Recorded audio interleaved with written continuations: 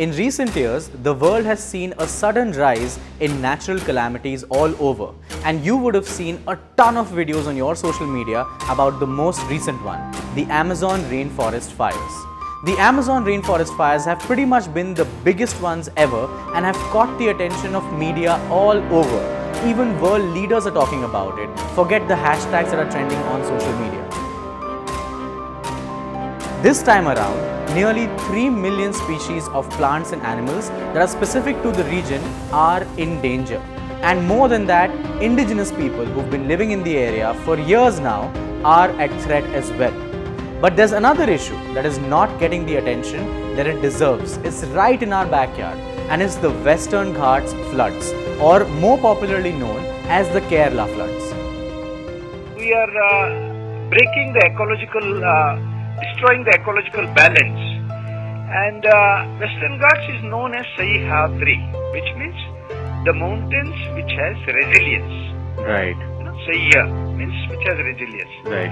And over the years, we have destroyed the resilience capacity of the Western Ghats. It is for our security of the water.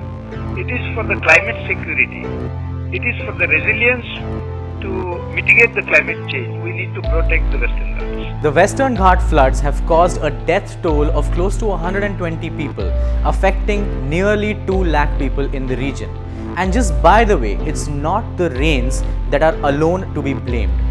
The Western Ghats region has been extremely sensitive because of the constant mining and quarrying in the region. And that is the reason why we are seeing the landslides leading to the floods. Ideally, the forest cover in the Western Ghats, which is the mountainous region, hill region, it should be 66% of the total geographical area. Right. And today, when the Madhav Gadil committee studied the whole thing, it came to the conclusion that instead of 66%, what exists today is only 10%, which is very, very drastic change of the land use. Right. And including the quarrying in this area and infrastructure projects like dams, etc., are fragmenting the existing that 10%. Which is leading to the landslides and floods and whatever you have.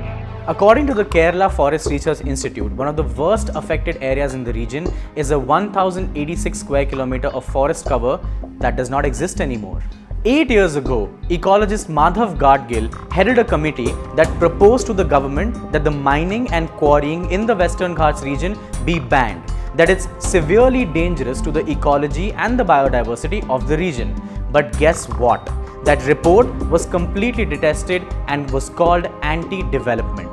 And after all these years, the area that has been the worst affected is the same area that is very close to the mining and quarrying region. Hello, I'm reporting from Tirumala in Wayanad.